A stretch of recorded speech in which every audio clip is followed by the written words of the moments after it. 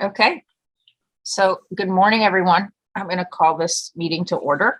I'm Jennifer March, Chair of the IBO Board, Executive Director of Citizens Committee for Children. And as we get started, I'm going to turn it over to Jackie Sherman, IBO's new General Counsel, who many of you may know from her past lives. But Jackie, why don't you introduce yourself? Good morning, and it is wonderful to be here. I started at IBO coming up on a month ago, last month, and so far I have really enjoyed working with the IBO staff and relearning the IBO Director appointment process from a different perspective. I have spent a fair amount of my professional life working in New York City government and was a one-time general counsel to the public advocate during a prior appointment cycle. So I have some familiarity with the process from a different perspective. Most recently, I spent the last decade working in children's services, first at the city's administration for children's services, standing up the Close to Home program, and later as the general counsel and deputy executive director of JCCA, one of the city's large human services providers. So it is really a pleasure to be here, and I look forward to working with you. Great. So I think we're just going to round robin quickly introduce ourselves. So I'm going to start with you, Mark Page, if you want to introduce yourself. I'm a member of the IBO board and formerly budget director for New York City under Bloomberg. Great. Fenwick? Yes, good morning, everyone. I'm Fenwick Huss, Dean of the Zicklin School of Business. Morning, Wayne? Morning, everyone. Wayne Ho. I run the Chinese American Planning Council, CPC, and IBO board member. Mark? Good morning, everyone. A pleasure to meet you, Jackie. Mark Cannizzaro, President of the Council of School Supervisors and Administrators. Great. Karim? Good morning, Karim Hudson, IBO board member and President CEO of Genesis Companies, affordable housing developer. Great. Lisa, do I introduce you and then you can do a round of the IBO? Oh, sure. No, we got. And Mary, sorry, Mary, do you want to introduce yourself as you join? Yes. Hi, this is Mary Uktam. I'm the interim associate dean of School of Business in Brooklyn College. And before that, I was the executive officer of the Graduate Center at the economics program. Welcome. So I'll turn it over to Lisa and you can round robin the IBO and then other officials that are here. Sure. So I'm Lisa Neary. I'm the chief of staff at IBO. I'm very happy that we have a new general counsel. Welcome, Jackie. We have Tara Swanson. If you want to give a wave, she's our production coordinator. George Sweeting, somewhere on my screen, acting. Good morning, folks. IBO director. Beth Brown, who is our communications director. Who else is here? We've got Krista Olson from the Comptroller's office. Hi, yes, this is Krista Olson. This is my second day here. I'm the Deputy Controller for Budget and previously had been in New York City's Health and Hospitals. And so I think, Mark, I don't know if you remember me, and I apologize for not being on video, but I remember many Finance Committee meetings with you, Mark. Yeah, and prior to that, I was at OMB and the Department of Homeland Services. So, great. And we have Alan Swisher from the Queensborough President's Office. Alan. Hello, good morning, everyone. Thank you for having me, and I'm looking forward to hearing about the selection process. And then two people I don't know, apologies, Martha. Yes, good morning. This is Martha Savio. I am the general counsel for the Bronx Borough President. Vanessa L. Gibson. Thank you for the invite. I too am also looking forward to hearing. Thank you, Jackie, for the invite as well, because that, I was like 8:30, but okay. But my camera is not unfortunately working either, so I apologize. But you do see me smiling at you in that little profile photo I have. Well, welcome. Glad you can make it. Okay, and then we've got a 631 number. Don't know. If you want to identify yourself. Dreon Fitzpatrick. Oh, Dreon, sorry. That's okay. I'm the network support specialist at the Independent Budget Office. Got it. And then I know we have Maserati, our IT director, on the call as well. Yes. Awesome. Great. So I think the first order of business, I need a motion to approve the minutes of the January 6th, 2022 meeting. Moved. Second. Wait. Got it, Mark. All in favor? Aye. Aye. Thank you. So I'll turn it over to George Sweeting for the acting director's report. Good morning, everyone. Just quickly bring you up to date on work that we've got underway and have completed, and then also some organizational changes that are underway. One of our focuses is to, we've really been pushing to try to get our work out sooner and have it be more relevant, particularly work related to the budget and the budget hearings. We had a very good test of that in the past 3 weeks. Of the preliminary budget was delayed because of the transition, and so it was not released until February 16th. But the budget hearings, where we had to testify and present our economic and revenue forecast, started on March 2nd. So that was barely 2 weeks. That was a tough test, but we met it. Last Wednesday on March 2nd, we actually probably broke an IBO record for publications. We produced our snapshot, which is sort of the highlights of our analysis of the preliminary budget. We produced a write-up on the economic and revenue forecast, going into more detail on our assumptions. We had testimony prepared for the hearing itself, which I delivered. And we published a budget brief on headcount changes that are in the preliminary budget.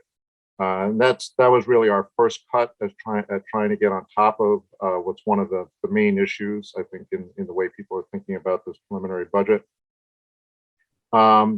So that we got all of that out last Wednesday, and we've got 10 more budget briefs, or roughly 10. Hopefully they all make it, coming in the next few weeks. Each one of them is tied to an agency budget hearing, so that we can get the material out to the council members, before the hearing, and they'll have our analysis of a particular issue in the budget. In that same 2-week period, we also managed to release a brief on school retention rates. Those of you who didn't see it, I can just quickly summarize it. Overall, the retention rate across citywide did not really change that much during the first year of the pandemic. Retention means how many of the kids who were there in the 2018-2019 school year were still there in the 2019-20 school year. There was differences by grade, so the early grades retention went down, but high school retention actually went up. And we also looked at differences by demographics, and we found that generally white students had lower retention rates, while Black students had higher. Asian students, there was not much change in their retention. And although there's been a lot of attention paid to enrollment declines in the schools, it's really, if you break it out, it's more about a drop in new entrants than in retention of older students, so of students who had been there previously. I think there's a lot to dig into there, a lot more to dig into that we'll probably be taking a look at. In terms of making our work more accessible, we, I think, had a very successful initial effort at doing a webinar back in January. That was our analysis of the fiscal outlook at the start of the budget process. So it was before the preliminary budget. We had a good response, lots of people watching that. We have another webinar coming up on the highlights from our education indicators volume, which is an annual publication we do. We're also tracking the federal relief and stimulus funds. I think we had a preview of that at the prior board meeting. It's now gone live. We're updating that weekly. We have some new competitors on that, including the controller's office, but there are actually 3 or 4 different trackers. Each of us are looking at it slightly differently. So there's probably some value in having different perspectives on trying to track that. And then we have outreach underway to all of the newly elected officials. We're also exploring ways of trying to be a little more useful and relevant to the community boards. Some of them engage with us regularly. Many of them never engage with us. And that's an issue we're trying to address.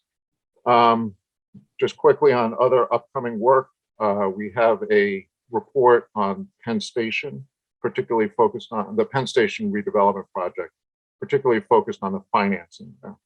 And we also have a paper coming on the gifted and talented application and admissions process, plus those 10 budget briefs that I mentioned earlier.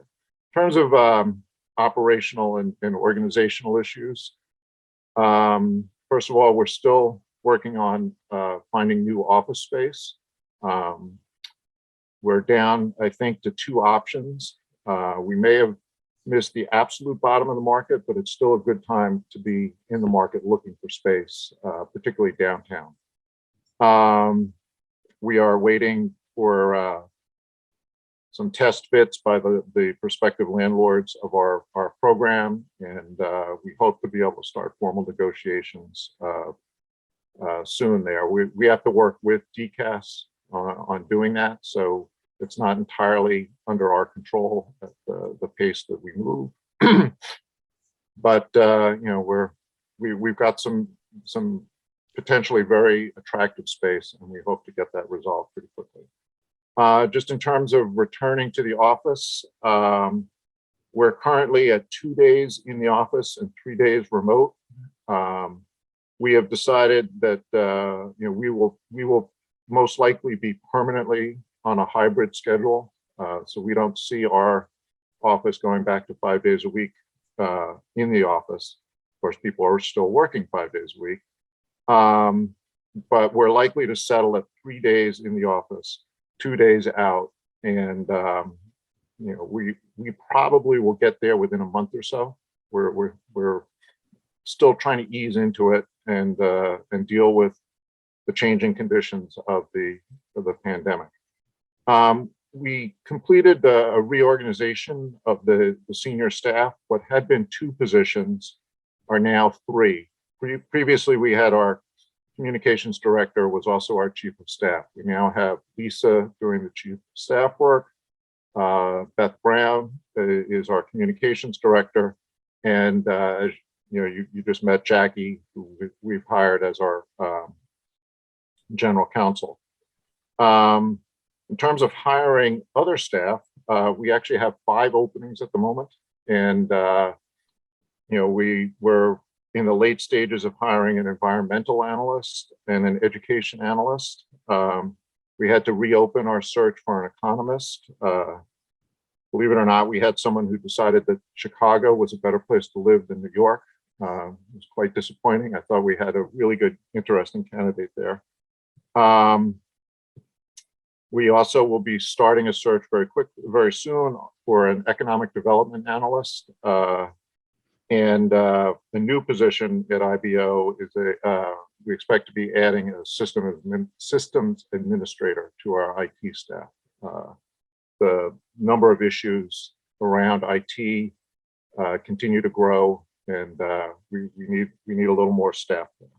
Any of you have any good candidates for any of these positions? We're really interested in hearing about that. Anyone, you could steer them at least initially to our website where the job postings will be. Some of these searches have not quite gotten underway, but the postings will be there as soon as they are available. Sorry, George, I'm sorry. Where it's the postings will be on the website or are on the website? They're on the website for 2 of the searches, but we still actually we took them down because we're into the interview process on 2 of those searches. 2 more searches will be getting underway in the next week or 2, next couple of weeks. So they're not there yet, but they will be very shortly. Okay. Thank you. We've also been just reviewing our recruiting process a little bit. We've identified, we're particularly looking to identify organizations and websites that can broaden our outreach to potential candidates who, for whatever reason, we've not been able to reach when we're doing our recruiting at the moment. Again, if people have suggestions of places that we could post or notify that we have a new opening, I would definitely appreciate hearing about that. And we're also looking to be a little more consistent in the salary ranges we advertise under, and the qualifications, particularly educational qualifications, for what should be similar positions. So we're, I think there's some value in standardizing that a bit more than we've been doing. And then finally, we're in the initial process of discussing ways to improve our research process. One of the things I think I've identified is that we probably need senior staff involved earlier in the research process in order to avoid having projects that get going that maybe with more careful vetting we might have decided not to do. And we've wound up with some long-running projects that take up a lot of resources. So what I'm hoping to do is find a way to bring in the senior staff earlier into vetting projects before they get going very far. And we're also looking to find ways to ensure that equity effects of whatever particular policy proposal we're analyzing is included in our as part of our formal evaluation of a policy. So those are efforts that are getting underway now. I think they're important in terms of making sure that our work is both well thought out when we get started, and also that we're making sure we stop and pause and think about whether what are the effects of a particular policy on the distribution of benefits, the distribution of effects across various populations in the city. So I'll stop there. We're busy, and I'd be interested in, particularly around some of the hiring issues. If you've got any suggestions for us, that would be very helpful. Thank you.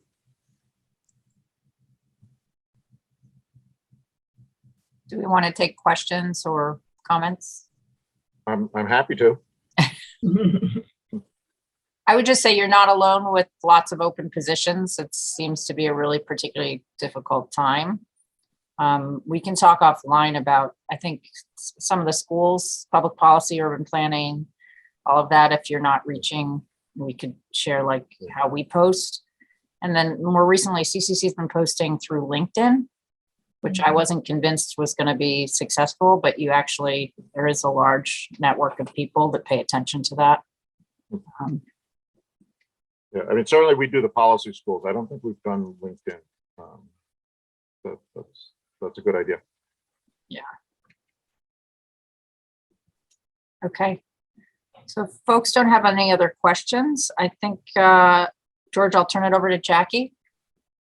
All right, and I'm going to share my screen and just pretty quickly run through what I assume for most, if not all of you, will be a very basic review of the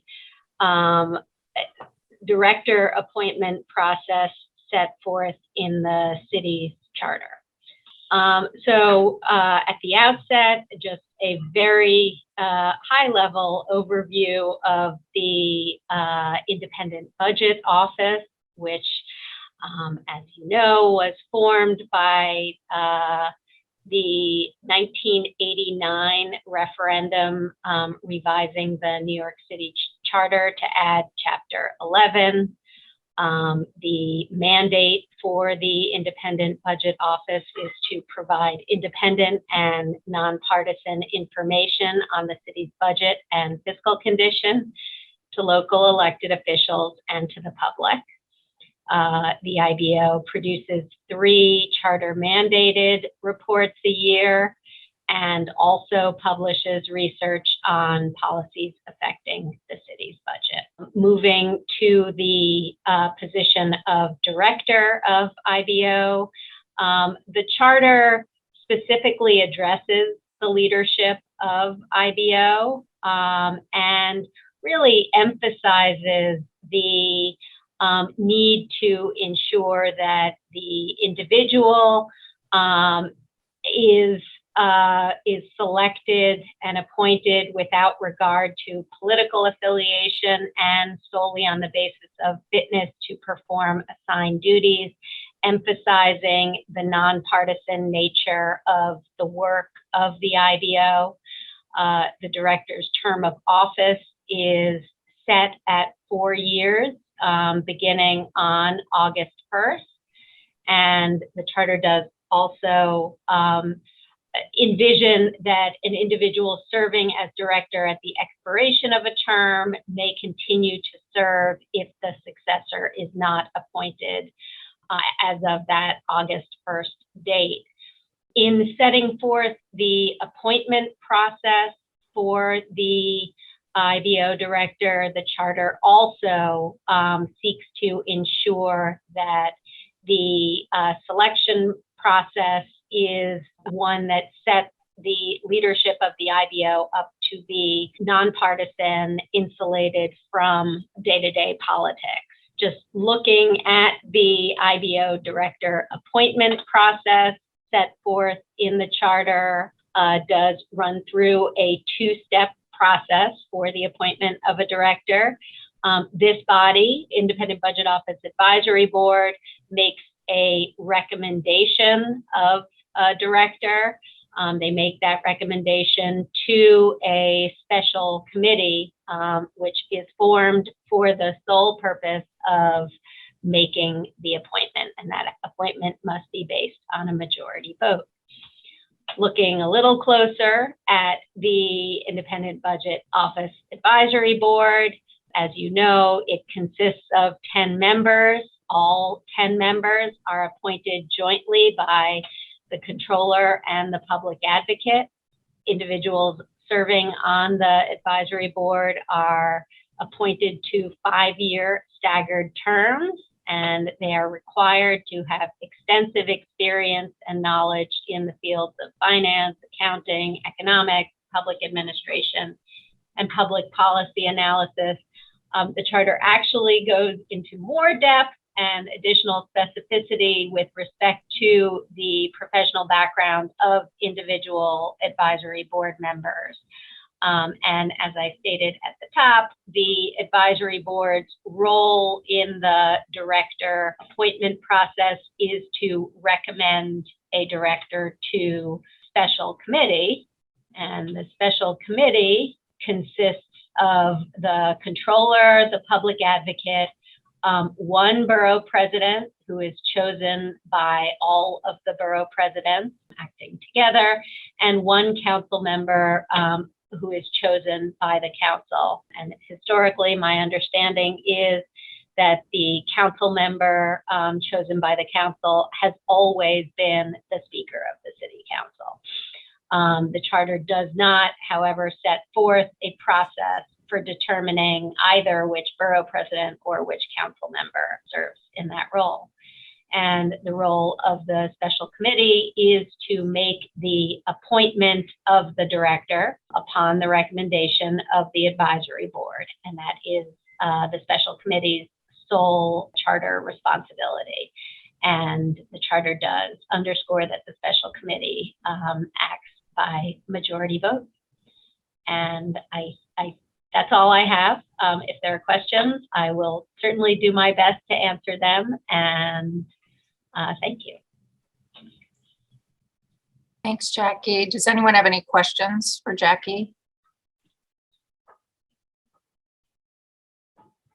So thanks for the overview. What is the process then on who reaches out to the elected officials, given that they play a role? And is it something that we as the advisory board do, or is it something that you all as the IBO legal staff or leadership do? Well, I can certainly start on an answer. Others might want to chime in. Thank you for the question. And over the last month, Lisa and I have done a substantial amount of outreach to the offices of all of the appointing officials, including all of the borough president's offices.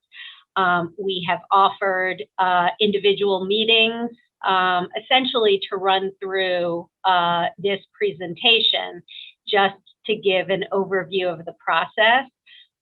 We have done a few of those meetings, and we plan to do as many more as offices would like that presentation. We also reached out to the offices of all of the appointing officials about this meeting today and invited them.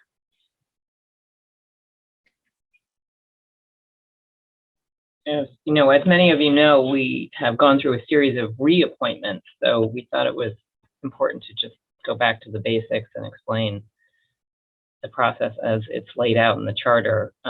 We also have a lot of new elected officials, as you all know. So many of them were happy to hear from us about the process and how it works. So, but you know, the charter is silent, Wayne, to answer your question maybe more directly on who does the outreach. That's really, you know, up to you and us. So if there are not other questions, we're going to go into executive session now to discuss the status of the search process.